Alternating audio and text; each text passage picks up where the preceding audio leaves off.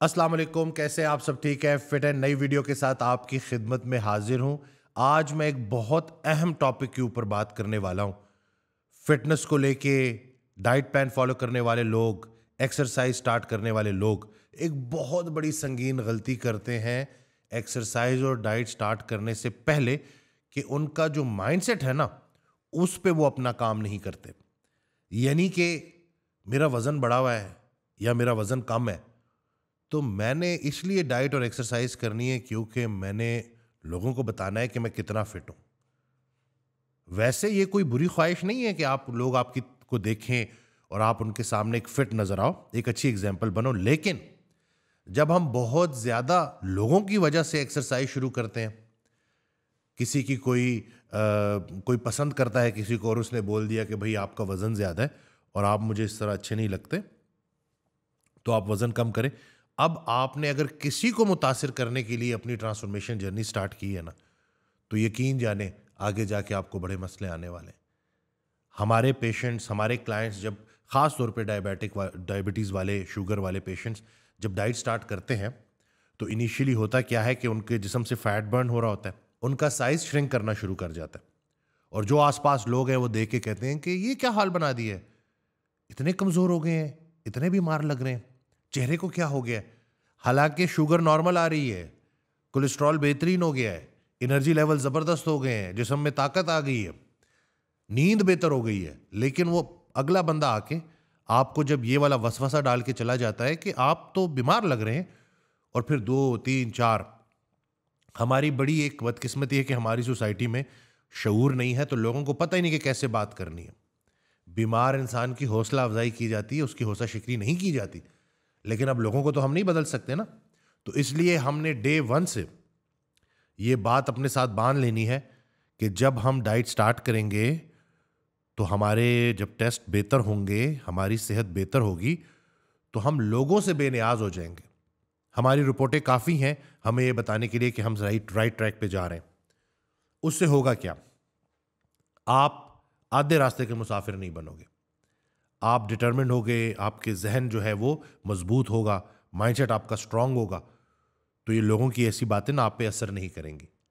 जैसे बहुत सारे लोग मैं देखता हूं कि वो एजिंग को भी ना एक्सेप्ट नहीं करते। फौरन जो है वो दाढ़ी पे रंग लगा दिया ताकि उम्र छोटी नजर आए। मेरे पास जब भी लोग आते हैं तो कहते हैं कि आप तो बूढ़े हो रहे हैं, तो मैं जवाब ही देता हूँ कि जी बिल्कुल होना है।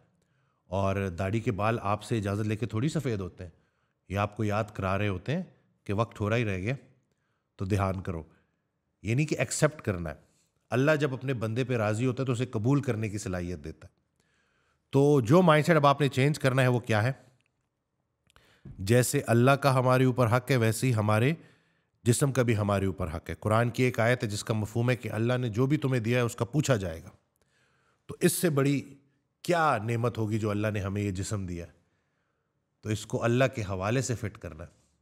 अगर आपकी नींद बेहतर है, अगर आपके जिस्म में ताकत है, अगर आपके जिस्म में दर्द नहीं है, अगर आपकी ब्लड शुगर स्टेबल है, अगर आपका स्ट्रेस लेवल मैनेज्ड है, आप हशाश बशाश रहते हैं, तो आप दिख कैसे रहे हैं ये नहीं डिफाइन करेगा कि आपकी सेहत क्या है।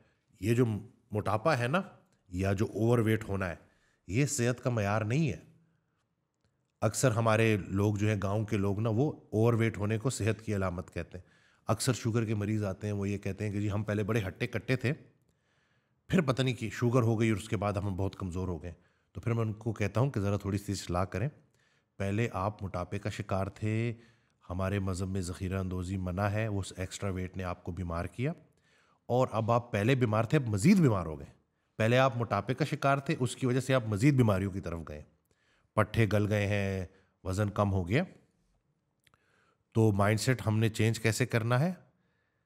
अल्लाह के हवाले से अपनी ज़िंदगी में डाइट और एक्सरसाइज को लेके आना।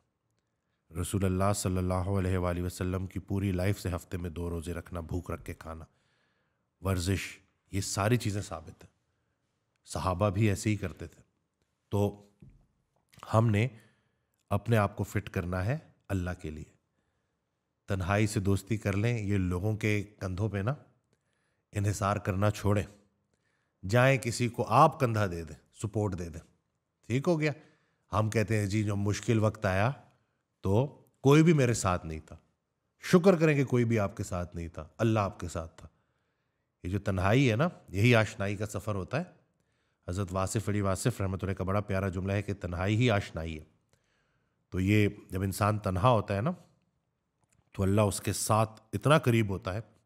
ये जो तहज्जुद का टाइम है, इसमें रात होती है, रब की ज़ात होती है और हमारी उससे बात होती है, और तो कोई भी नहीं होता, बाकी सब तो सोए पड़े होते हैं और आप जाग रहे होते हैं, रात जाग रही होती है और वो ज़ात आपके बिल्कुल करीब होती है। तो ये जो आपकी ट्रेनिंग है ना माइंड की, कि जहनी तौर पे इतना ताकतवर होना है, सबसे बड़ी कुवत बर्दाश्त है। तो ये जो मेंटल रिजिलियंस है ना, माइंड का स्ट्रांग होना, जहन का स्ट्रांग होना, ये बहुत बड़ी ताकत है और ये कोशिश से भी हासिल होती है, अता भी है। और ये बात हमने समझनी है कि अल्लाह भी उनकी मदद करता है जो अपनी मदद आप करते हैं। तो इसलिए अब मैंने लोगों को भी निकाल दिया, क्योंकि लोग कभी खुश नहीं होंगे। आज आप अपने रिश्तेदारों को ना खाली पेपर दे दें और बोलें कि मेरे बारे में जो भी लिखना चाहते हैं लिखें, लेकिन किसी को ये ना पता हो कि किसने क्या लिखा है, उनकी आइडेंटिटी जो है वो डिस्क्लोज ना हो।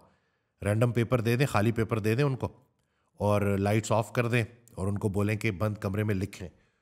तो जब वो लिखेंगे ना, आपको जान के बड़ी तकलीफ होगी, क्योंकि इंसान तमाम लोगों को खुश नहीं कर सकता। एक अल्लाह राज़ी हो जाए ना, तो यही सब कुछ है।